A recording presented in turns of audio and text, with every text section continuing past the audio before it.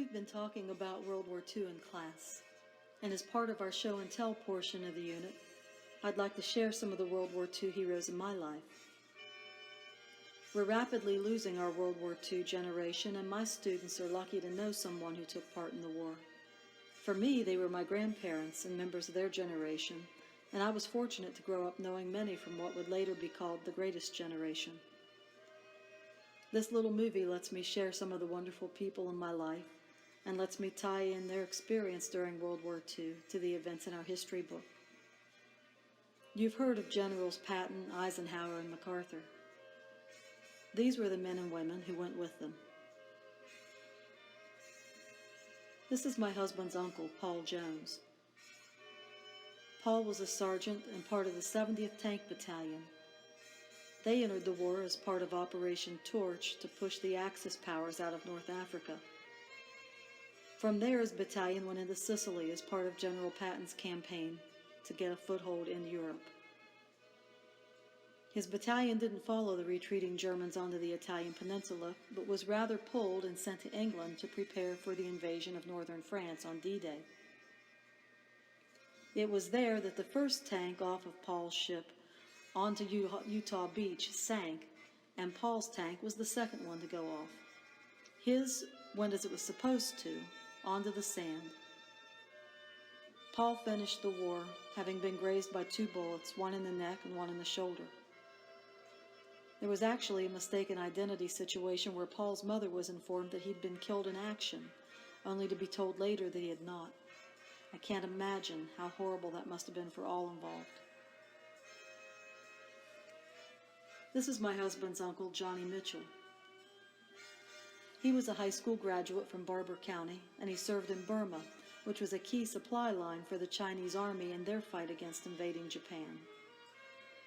China needed all the help that they could get in fighting the Japanese, and we needed China to continue engaging them, because by doing so, it kept them, the Japanese, from putting those resources against us, the Americans.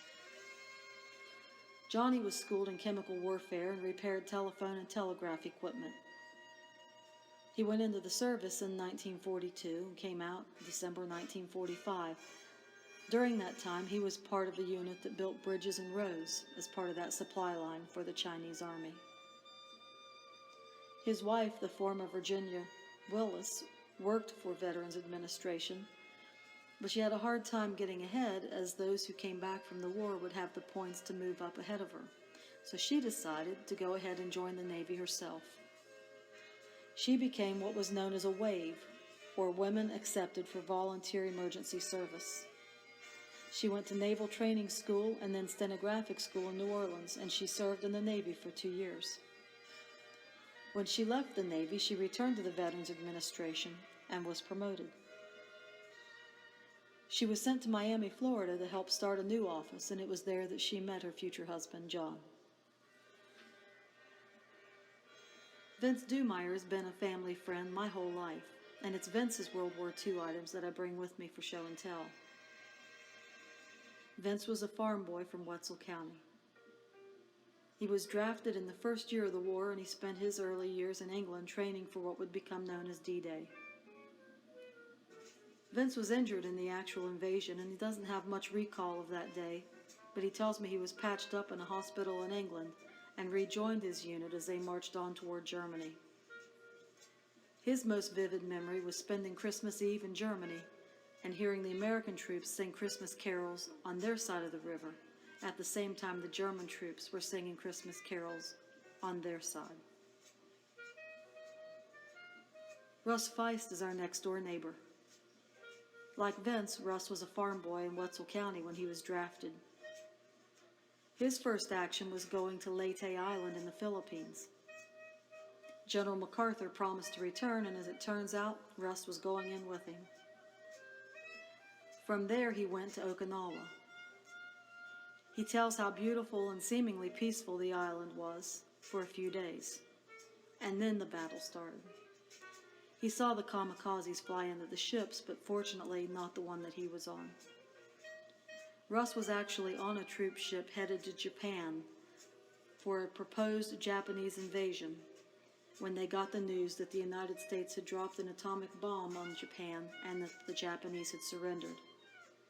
With that, the ship turned around, and instead of going to Japan, he was headed home.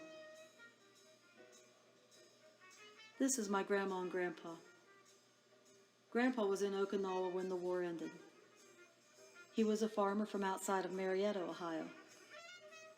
Since his entrance into the war was relatively late, he stayed on after the peace treaty was signed to secure the transition and to allow others who had been fighting to get home. He served as a military police in Okinawa. When he left, my mom was just 2 years old. This is one of the letters he wrote home as he was preparing to come back home.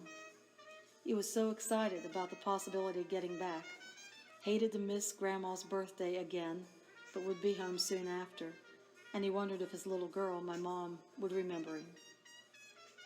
This is my mom in his uniform after he got home. I've heard her say many times growing up that she'd follow him every place that he went. It didn't matter what he was doing, she just wanted to be with him. This is my grandma and mom during the war. Grandma made the dresses out of feed sacks. That was something common during the war, as dress materials were hard to come by, and one of the things feed companies did was to include a print on the inside of the feed sacks for just this purpose. It was one way to do your part back home during the war. We've always been a nation of Minutemen, a relatively small standing army, and non-mandatory service, but with the promise to our countrymen of stepping up when the threat is present.